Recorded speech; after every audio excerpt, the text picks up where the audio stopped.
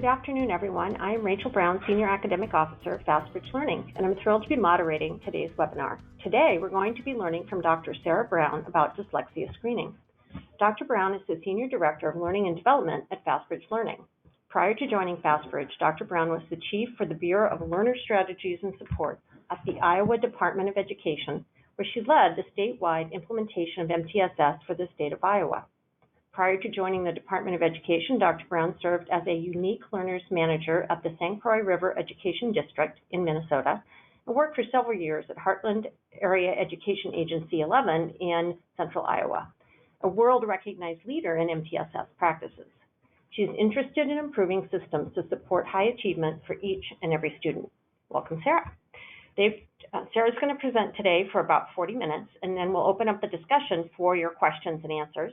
So if you have questions you'd like presented to Sarah, please submit them in using the question feature in your GoToWebinar control panel. I will monitor your questions during the webinar and then have them ready for Dr. Brown to answer at the end of her presentation. Before we begin, just a few housekeeping notes. Everyone's lines will be muted during the webinar today. So if you have questions, again, please use that question box. If you cannot get the internet audio option to work, it may be due to a firewall issue with your district. In that case, please choose the dial by phone option instead. This presentation is currently being recorded and will be available via the FastBridge Knowledge Base under the webinar section. Please look for it within about 5 days from today, along with our other archived webinars that are already there.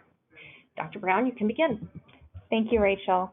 Good afternoon, everyone, and welcome back to a new start of the school year. It's hard to believe that September is already here, or almost here. We'll be here next week. I know many of you are already back in school, and some of you may just be getting ready to start in the next week or so. And so I'm really excited. This is just a fun and energizing time of year. So I'm really excited to be able to present today about using FAST for dyslexia screening.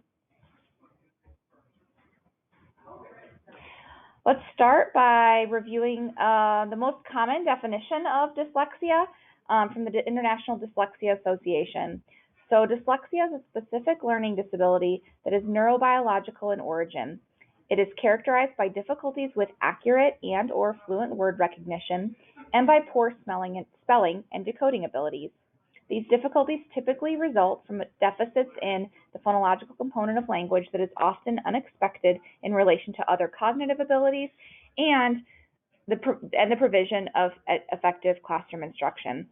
And so as we look at this, we can notice a few things pop out. So we can see that a lot of the skills that we see in students with dyslexia are similar to those that we see with lots of students who struggle with reading. And so difficulties with accurate and/or fluent word recognition, poor spelling, and decoding abilities.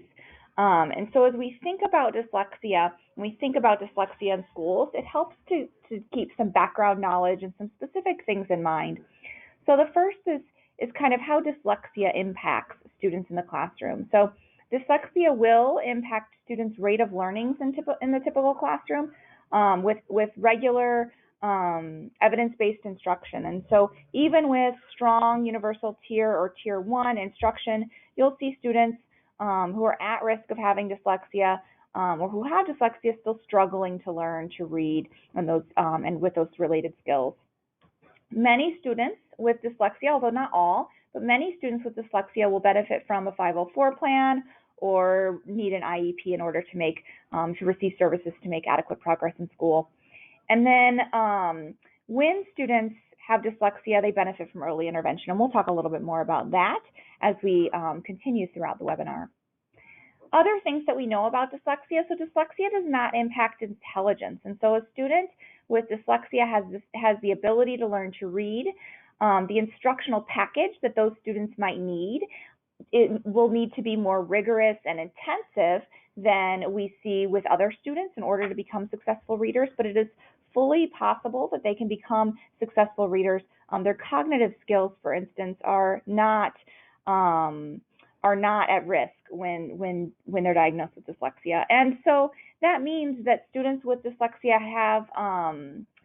have the same ability as other students to be successful in achieving Common Core state standards. And so when we think about what students with dyslexia need, they obviously need really strong early intervention and strong reading instruction from an evidence-based background, and they may need accommodations in other areas in order to be successful in achieving those Common Core state standards. But what we don't want to do for students with dyslexia is lower the expectations for them to learn those other things related to the Common Core. And so we want to make sure that we're pushing all students to be successful in grade level standards, including those who are either at risk of having dyslexia or have been diagnosed with dyslexia. So when we think about the education system, students with dyslexia are often served through the Individuals with Disabilities Education Improvement Act, or IDEA. They're served under IDEA not through the category dyslexia. It's not actually a specific category, but they fall within the broader category of specific learning disabilities, or SLD, that you may be familiar with. And so that includes impairments in the following areas. So it can be oral expression, listening comprehension, written expression, basic reading skills, reading comprehension, mathematics calculation, and mathematics problem solving. So you'll see that there's not a specific category called dyslexia, but students with dyslexia are included within this broader category in special education. And what we know about special education in the United States most recent federal data is that in 2015, about 9% of the population ages 6 through 21 were served under our federal special education law. The most prevalent disability category was specific learning disability, and so we know that 39% of students with IEPs have a specific learning disability, which means that that's the broadest number, and the highest category within specific learning disability that students do have difficulties in is the area of literacy. And so we do know that's prevalent. Also, the total population served under SLD is 3.4%. So that just means of our total national population, it's 3.4%. And when you look at where it says 39%, it's 39% of students with disabilities. And so that's where that percentage is different. But you may hear often that there's a higher percentage of the population that might have dyslexia than that 3.4% that we see for specific learning disability. That may be because not all students with dyslexia will need an IEP or services under special education in order to be successful. And so you might have students who have received really strong services and evidence-based instruction as a small child, and the achievement gap was able to be closed relatively early, and they've managed to continue to have strong instruction that has meant that they haven't required an IEP in order to be successful in school.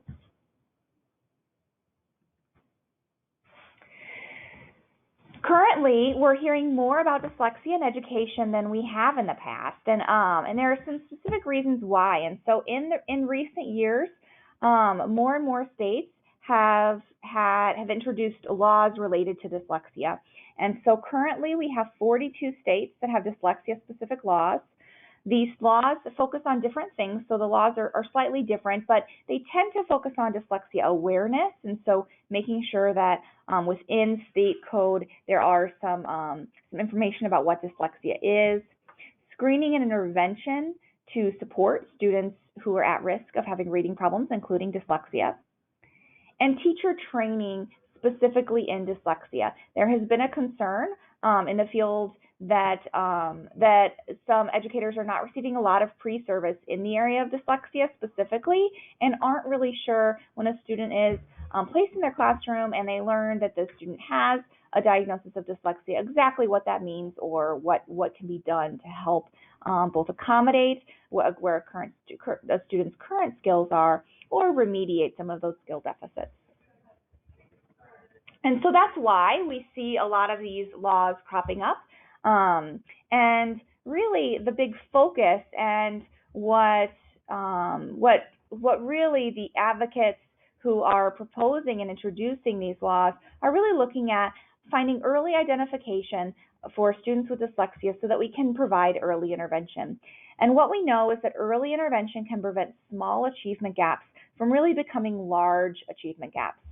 And what we know is that the achievement gap has been shown to grow over time if not addressed early, and so it's much harder to fix an achievement gap that is very large than it is to fix an achievement gap that is very small. And so as a student progresses through school, the later we identify a student as having some academic concerns, the harder it is to remediate those concerns because the gap has gotten larger. And if you just think about it from a very practical standpoint, if we know that a child enters kindergarten at a little bit of when a student is a little bit behind, they're not getting the chance then to practice the same skills that other students are in reading and so as other students are practicing their skills and getting a lot better and reading more vocabulary and access to practice their comprehension skills, those other students are falling further and further behind because they're not able to practice those skills that other students have already mastered to just continue to increase their vocabulary and comprehension practice. And so we know that in order to identify students who are at risk of reading difficulties, screening is essential, and early screening is really important. So let's talk a minute about early intervention. So when I first started practicing, when I first graduated from college, we thought that early intervention meant finding students with the really largest achievement gaps. And so finding students who were the most behind and providing them with intervention. And the real purpose for that was to decide and to figure out if they have a disability. And so we would provide interventions to students who were performing the very lowest, and the purpose was really to figure out, okay, will this achievement gap go away, or do we think that we need to refer them for special education services? Now we know that early intervention is really designed to find students with any achievement gap, and so very small skill deficits. And then we can give interventions of varying intensity. And so we can give, if a student comes in and they have a really small achievement gap or they have very small skill deficits, we can provide an intervention that might be just in the classroom a few days a week for just 15 minutes maybe. And we can close that gap up before it even really becomes big. As opposed to a student who comes in and has a much larger achievement gap, and we know we just give really intensive intervention services. And really, we're intervening now for the purpose of eliminating that achievement gap. And so the big purpose isn't just to identify if the student has a disability, but it's really to change the trajectory of student learning and to modify that trajectory to help a student really learn and be successful with peers. So when we think about screening helps us identify students who are at risk of later reading difficulties, including dyslexia.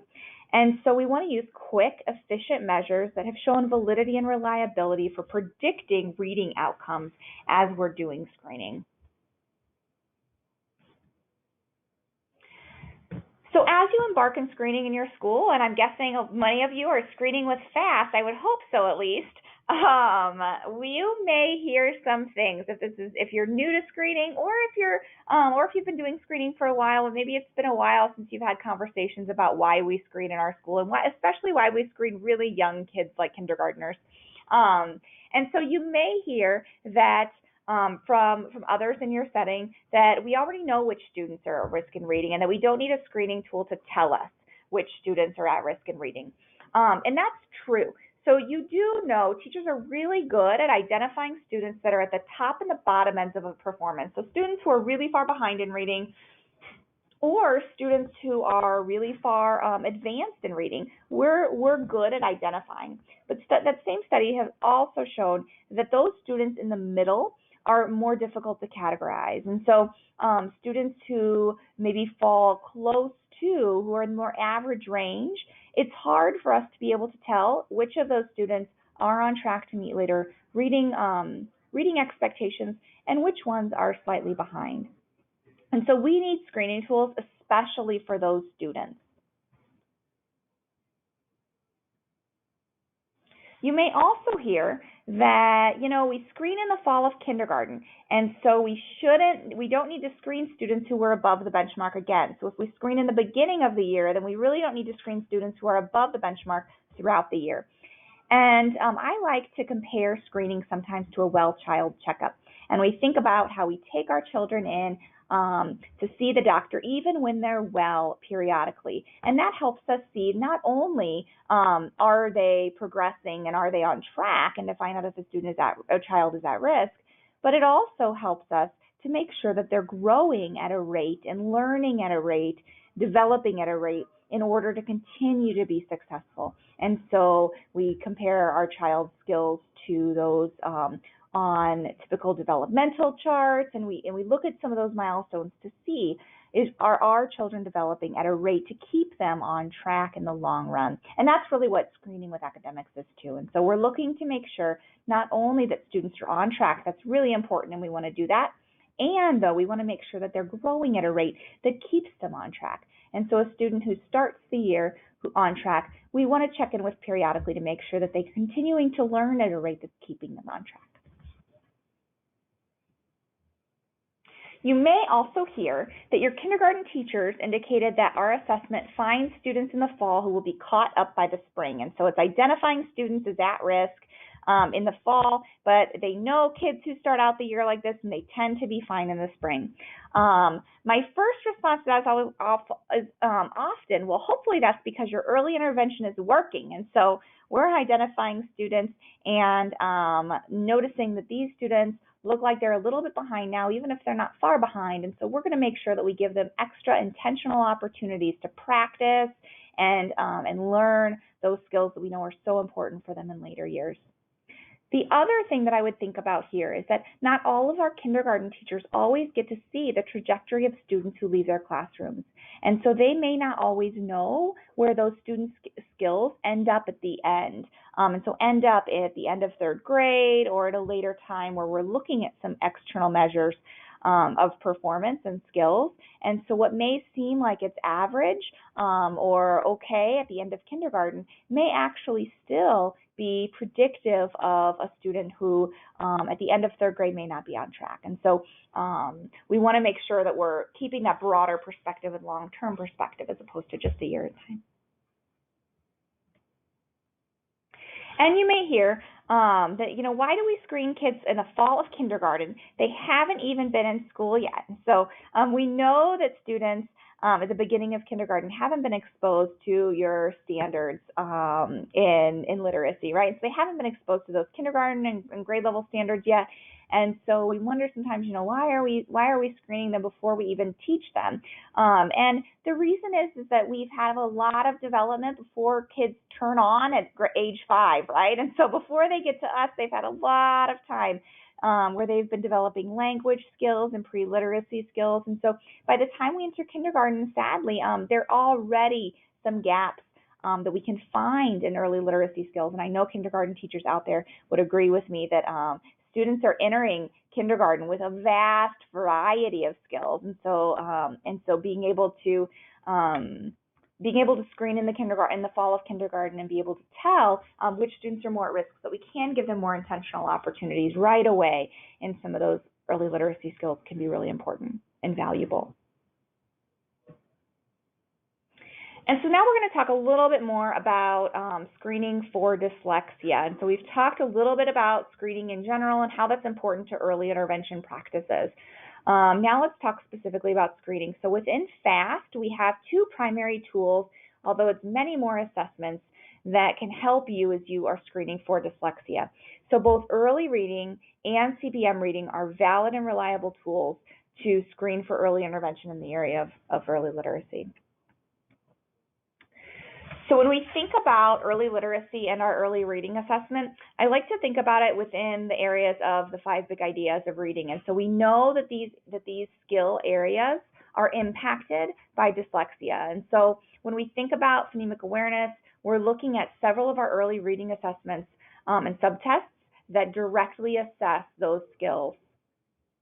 The same is true with phonics and decoding, and so we know that students with dyslexia have deficits in this area. It's called out right in the definition of dyslexia. And so when you see, we have 3 subtests that directly assess those skills.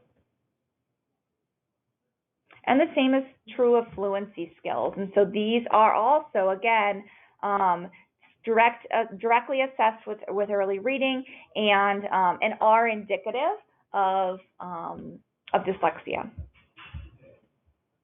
And then our oral repetition and concepts of print assessments can also be used. So let's talk a little bit about how you can use early reading to screen as you're thinking about screening for dyslexia. So early reading allows you to screen using what we call composites. And so in each of the times of the year, in fall, winter, and spring, as you're doing universal screening, you'll administer 4 of our early reading subtests. It takes about 5 minutes per student. And when you're doing this, then you'll get a score for each of these subtests, as well as an overall composite score. The overall composite score is what you'll use to identify students who are at risk for dyslexia and other reading difficulties. You can also, use these individual subtest scores to help you identify specific areas of need for intervention, for early intervention, and for student instruction. And so let's look a little bit about how this looks in the system. And so in the system, when you go into your screening tab, you'll see the composite score area is highlighted green. That means if you click right now in this picture, you'll see all of the students. Let's go into the system and look at this a little bit. You'll see here that in this composite column, I can click on that student stopwatch. And if I click on that stopwatch, it will automatically take me through the assessments. And so it will automatically bring me through the different assessments that are part of that composite score. At the same time, if I have a student who maybe I am concerned about their skills in early literacy and I want to make sure I dive in more deeply and I want to better pinpoint instruction for early intervention, I can also give any of these additional subtests. And if I move my cursor over the acronyms, I can actually see, oh, this is word rhyming, this is word blending, this is letter naming. And so I can also give any one of these other subtests if I want to learn more information about my student for the purposes of early intervention. And so those are 2 ways that you can screen with early reading that can really help you. We would recommend doing that composite early reading screening with all students, and then using the other specific subtests for students who have concerns in that specific area or skill set, or that you have other reasons to think that it might be helpful to screen with that specific subskill.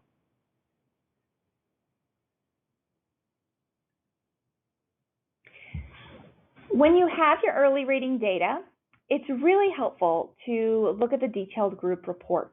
And so many of you might be using the screening report, the group screening report after universal screening periods. I would also recommend when you're using early reading for the purposes of screening and identifying students who are at risk in the area of early literacy, that you also consider using the detailed group report. The detailed group report will show you both the composite score as well as each of the subtests. And so you can use that benchmark indicator, which are the exclamation points, to identify students who are at risk in the area of early literacy, including those who may have dyslexia. And so this would be a way to identify students who may benefit from additional intervention in the area of reading. But you can use that composite score to identify students who need help. And then you can see each of the subtest scores. And so on the group screening report, you'll only see the composite score. This is the report, the detailed group report, that will show you each of the individual subtests. And so here you can see which subtest the student has shown risk on. And it will show you each of the subtests that you administered during the screening period. And so we use the screening window that screening tab to administer the assessments. now you can go to the detailed group report to see, okay, of the students that I administered each of these assessments to, which ones are at risk in this area. You can also click on individual students' names. There's a checkbox next to individual student names. You can click those, click View Errors, and then scroll underneath the data table, and you'll see each of the errors that the student completed. And so you can actually see the specific letters and that the student has had difficulty with.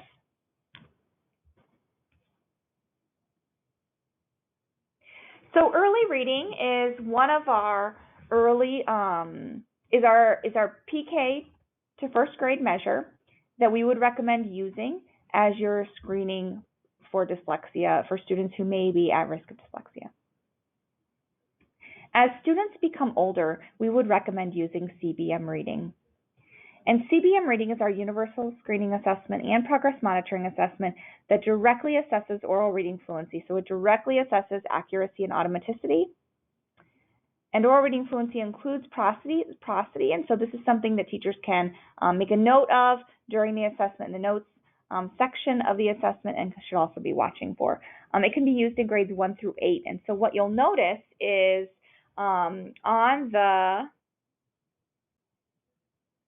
for early reading, once you get to winter of first grade, CBM reading is included in the composite score, and so you'll have a CBM reading score for your first graders once they enter winter, and then we would recommend administering that in second grade and up on its own if your state requires continued screening after first grade, which we would recommend.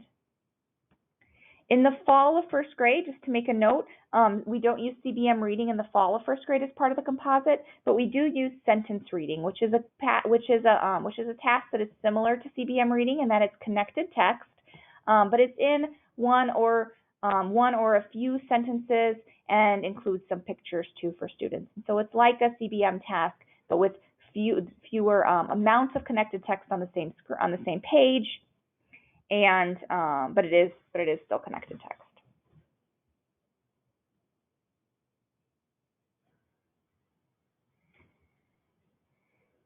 So when you're administering CBM reading screening, you'll again go to the screening tab and select CBM reading. And when you're there, the directions are on the screen for you. The student will have a student passage. And then you can, as the student is reading, the computer will time them for 1 minute, and you will mark any errors that the student has. You can color code the errors. You can code the errors if you'd like. I recommend doing that maybe for just a few students if you have specific concerns for those students. And I'd likely wait until I've done it a few times and feel really comfortable with the program. But you can mark specific types of errors if it's a student that you're really trying to dig in and figure out their specific decoding errors, and you can make notes to yourself. During the screening period, during the screening window, you'll administer 3 of these passages, and then the system will take the median score of those passages to report to you. And so students will read 3 stories as they're completing this assessment. As a note about our passages, and you can read about this more in the knowledge base if you'd like more information, our first grade passages are made with more highly controlled text, and so more words that follow very prescribed. They're most common sight words, CVC words, CVCC words, and so you'll see a lot more higher concentration of that. So for students who you are intervening with at a second grade level, sometimes using those first grade passages is really helpful because you can see if you're really working on those early decoding skills, they're more sensitive to growth. And so sometimes that's a good idea for those students who you're working with that you have potentially concerns that they might have dyslexia.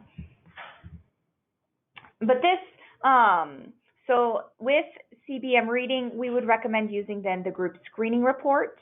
And this is a snapshot from that group screening report. When you're screening for the purposes of identifying students who are at risk in reading and who may have dyslexia for the purposes of early intervention, we would recommend that you look at the benchmarks and make sure and identify any students who are below benchmark and at risk. And so in this case, there are 4 students on my screen who have exclamation points next to their scores, which means that those scores are either some risk or high risk in nature. And so we would want to go back and dig in for those students, as we might be concerned about their early literacy skills. And so that was on CBM Reading, and so I can see these scores.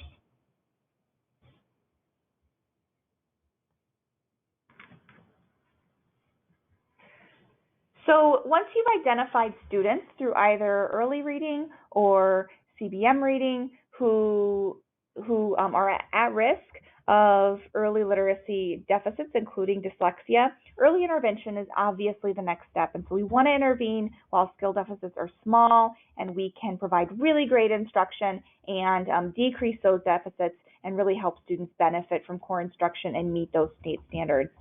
So early intervention is really the key. Within FAST this year, we've launched some early intervention protocols, and so we actually have intervention services within our intervention resources within the system itself.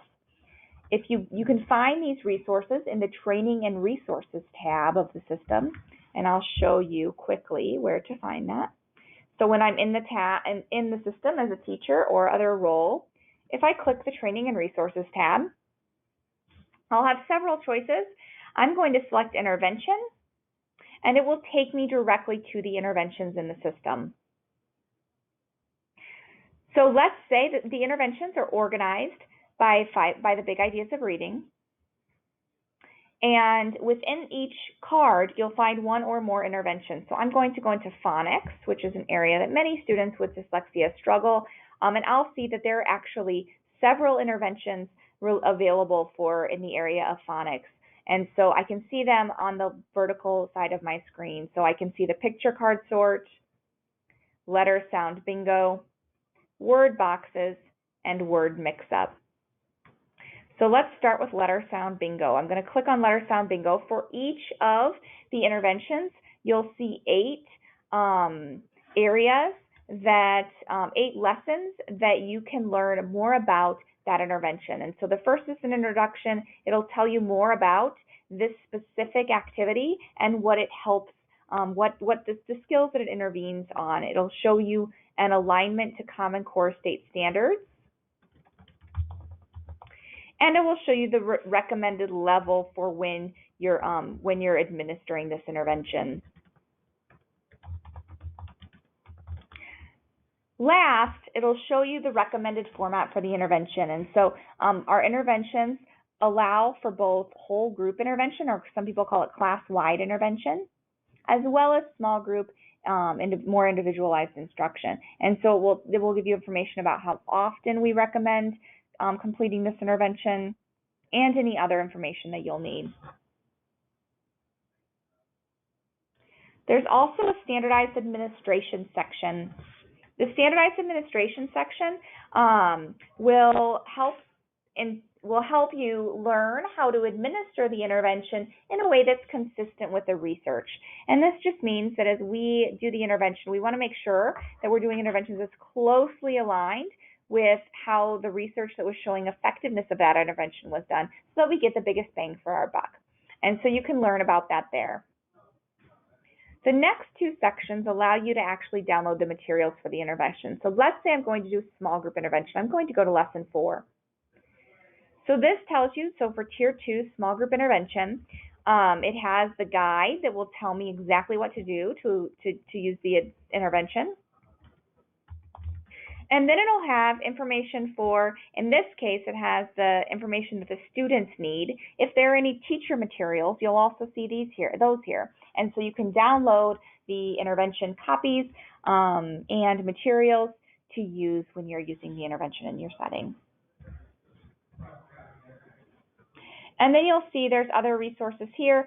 You'll see a reference list for the intervention, and so you'll see how it was, how we know that it's evidence-based, and then you'll also see a instructional procedures checklist, which is a fidelity which is a fidelity check resource that you can use as you're learning the intervention and making sure that you're administering it as it was done in a research-based way. So each of our interventions have these 8 lessons and all of the materials that you can download here. And so again, those are in the Training and Resources tab in the Intervention section and organized by Big Idea of Reading.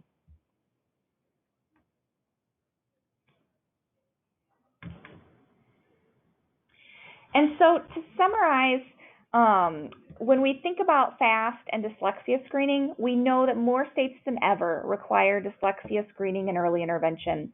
You as a FAST user are already set up to meet many, if not all, of the requirements in your state that are required by those laws. And so by doing screening with early reading and CBM reading, you're poised to find students early who are at risk of reading difficulties, including dyslexia, for the purposes of early intervention and really remediating those difficulties and being able to support students to be successful readers. And FAST provides you with both those assessments as well as now some interventions in early literacy to help support those efforts to eliminate the skills gap in early literacy. And so I want to thank you for Rachel for inviting me here, and I'd be more than happy to answer any questions or try to answer any questions people have. Thank you, Sarah. That was an excellent presentation, and we'd like to now move on to questions for Sarah from our users.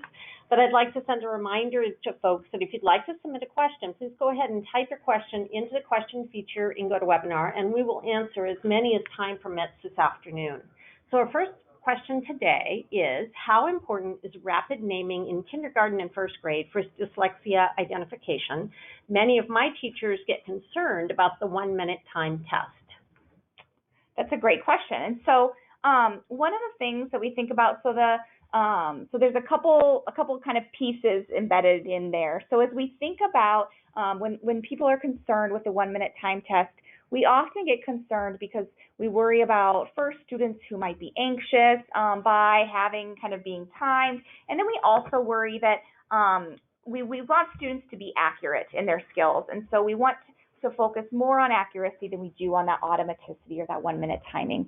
And so let's think about this from a couple different ways. So one, rapid automatic naming is a little bit different than fluency with a skill, but it is something that is indicative of dyslexia, along with the other things that FAST measures. And so what we find is that our letter naming fluency isn't exactly, it's not a direct assessment of rapid automatic naming, but it is, rapid automatic naming would absolutely impact scores on that test. And so you'd likely see students, you'd find students still with our assessments. When we think about fluency, what we can tell is that we can think about a reader who is two readers who are highly accurate in, let's say, we'll talk early reading, so let's say letter sounds. And so they're highly accurate at identifying letter sounds, but one, it takes a really long time to identify each sound, and so they look at the sound and they think about it and then they tell you the sound, while the other will look at letters and immediately tell you the sound. If we just look at accuracy and we don't include a time component, we would say both of those students have really strong skills, when in reality, both of them may be on their way to being successful readers. But we obviously know that the one who can identify the letter sounds really rapidly does have different skill set than the student who has to think a while. And so by adding that time component, that's really what we can add in as in the measure that we can't do otherwise. And so without the time component, we wouldn't be able to differentiate those two students' skills. And we know that it's really important that students are able to automatically have the skills as well and perform the skills, because then they'll be able to read more text and get more practice with their other comprehension skills and other skills that are really important, as well as access a lot more vocabulary. And so students who can read more automatically have access to all those other things, and so they're able to practice their comprehension skills and they're able to learn new vocabulary more. And so it's really important that that the automaticity also be there. And so that 1-minute timing is important for several reasons. Those are a couple of them. Thank you. Another question. Do you also suggest that if students in grades above K score above benchmark in the fall, that you do not need to assess them in the winter and spring? So I would still suggest that as we're talking about at least elementary grades, that we assess students 3 times a year. And so we recommend screening in the fall, winter, and spring in order to make sure that both students are on track, but also that they're growing at a rate to remain on track. If you look at the impact report in FAST, you can look across a school year and see for individual students if they're remaining on track. And so if I'm just looking at the group skills at the group screening report, for instance, I can see maybe that 80% of my students are on track in the fall and 80% are on track in the spring, and I may assume that those are the same students, when in reality, some students may not have grown enough throughout the year to remain on track. And I think we would all agree that we want 100% of our students who start the year on track to end the year on track too. And so having that information throughout the year to make sure that students are growing at a rate to remain on track can be important. But it's an individual district decision, but we definitely want to think about those components as you're making that decision. Great, thank you. This question has to do with some information that was in our knowledge base, and then something you mentioned in terms of the grade levels for which the early reading assessments are important, but also that early reading includes CBM reading in first grade. So if early reading CBM is appropriate for students through third grade, as is noted in the knowledge base, why aren't there norms for second and third grade? I think this user is meaning for the early reading composite. So why are there not norms for the early reading composite in the second and third grades? So typically in the second and third grade, we would recommend using CBM reading as its own assessment as opposed to administering early reading, the whole early reading composite. So CBM reading becomes a part of the composite in the winter and spring of first grade, but that's the specific first grade CBM reading passages. We have CBM reading passages in second and third grade that we would recommend using for screening for second and third grade. So I hope I answered that question. I did mention for students with intervention, particularly looking at CBM reading for first grade, I was referring to progress monitoring assessments. And so there may be times when progress monitoring students off grade level is appropriate. We would always recommend for the vast majority of our students that we screen on grade level. Great, thank you, excellent.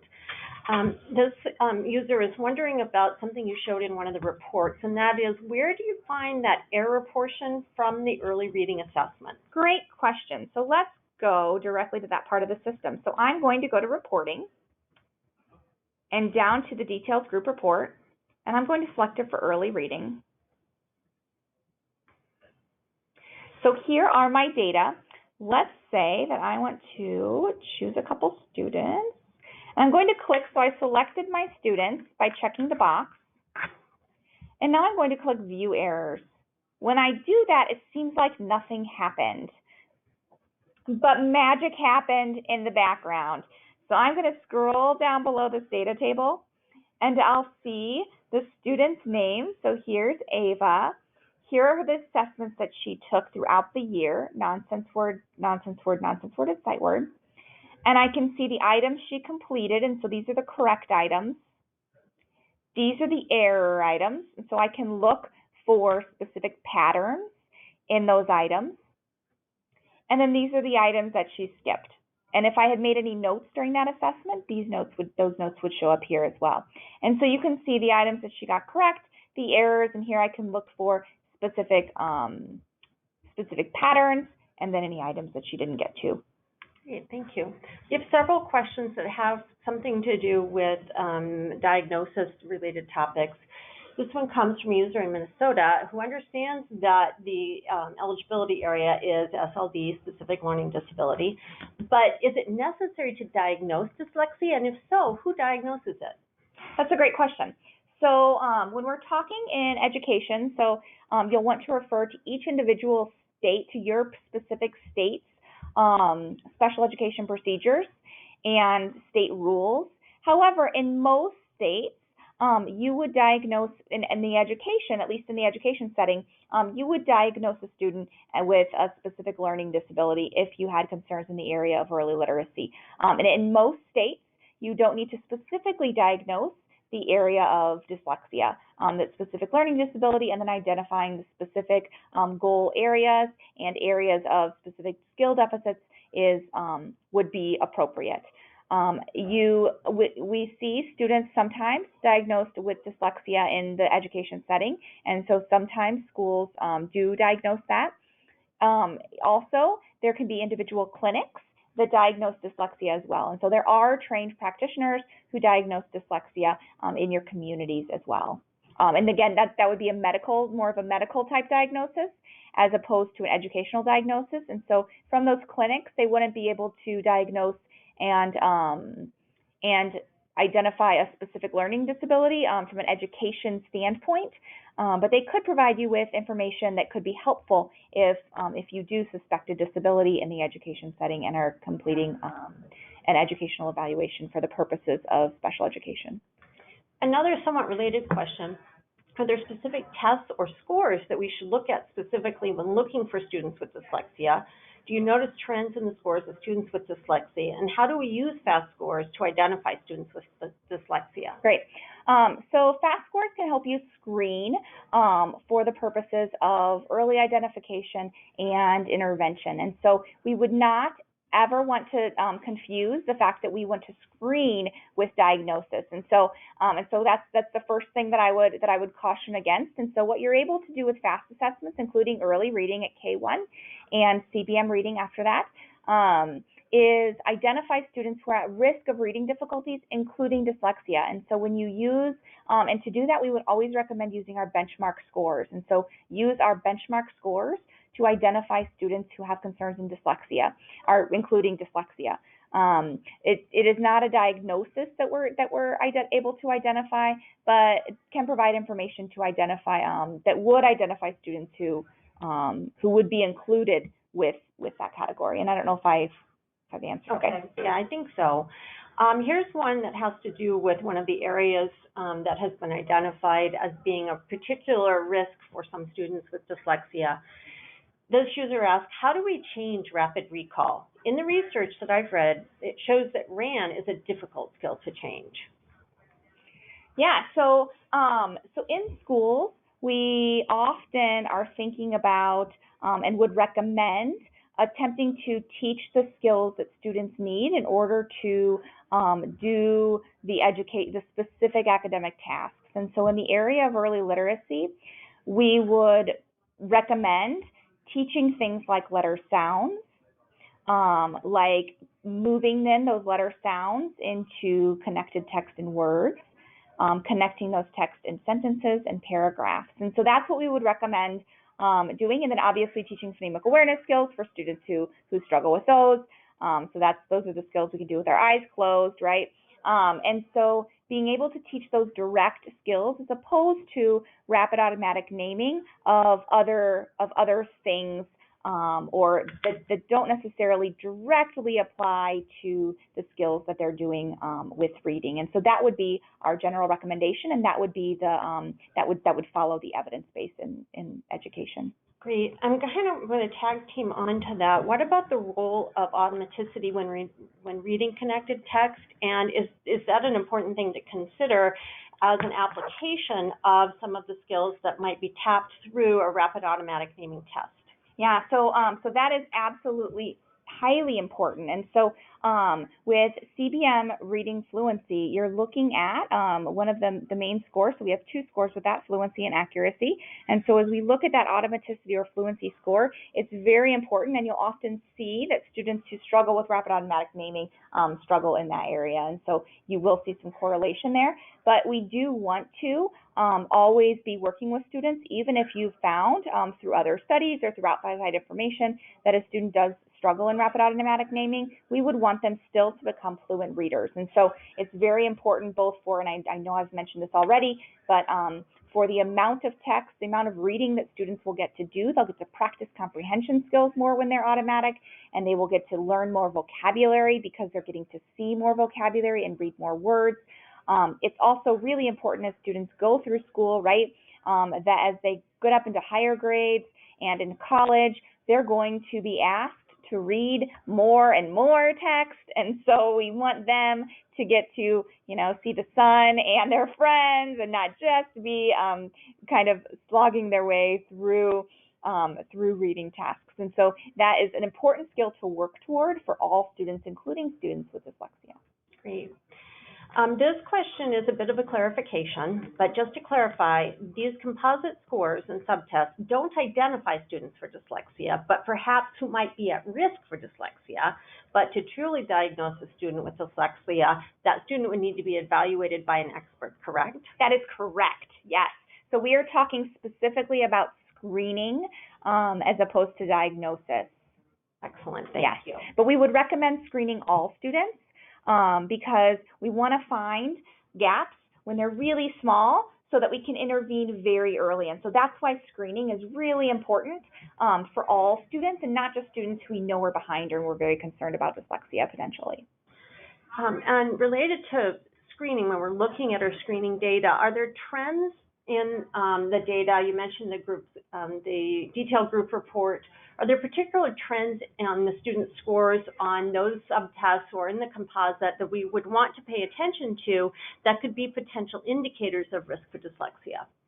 Yeah, so we have right in the system, in the reports, you'll see exclamation points, and those are our benchmark scores. And so looking to make sure that students are meeting those benchmarks at each of those individual benchmark periods would be our very first recommendation. So if you see any patterns related to students who, anytime we see students who aren't meeting those benchmark scores, we would want to be digging more deeply into why that might be the case. Additionally, you can use the group growth report to look to make sure over time that students are growing at a rate that keeps them on track to meet end of the year goals. And so I can see for a student who starts the year out on track, I can make sure in the winter that they're that they're growing at a rate to remain on track by the spring. And so the group growth report can help you with that. Great, thank you. Right now, we just have one more question, but we do have a little more time. So I'm going to say, if you have any final questions for Sarah, please go ahead and submit them. The one question we have left right now is, are the interventions that you showed us available for all FastBridge users? They are. So they are in the system in that Training and Resources tab. If you have an account, you'll have that tab, and there's a section called Intervention. And so you can access all of those interventions right there in your FAST site. Thank you so much, Sarah. This has been wonderful. We don't have any more questions, it looks like. So, sorry. Go ahead. No, these were great questions. Thank you so much. Yeah. So this presentation has been recorded and will be available in the FAST Knowledge Base under the webinar section in about 5 days. You'll receive an email from us when that archive is available. And also, Dr. Brown has made the slides available in the GoToWebinar link, and it'll also be posted with the recording once that's posted in the knowledge base. I encourage all of you to visit fastbridge.org and sign up for our Fast Insights weekly blog post for more great content, such as that presented today. And it happens that Dr. Brown wrote the blog post for this week, and it provides additional information about dyslexia screening. You'll find the blog in the About Us section of the website. And you can also follow us on Twitter, Facebook, and LinkedIn for ongoing information from FastBridge Learning. So thank you all very much and have a wonderful afternoon.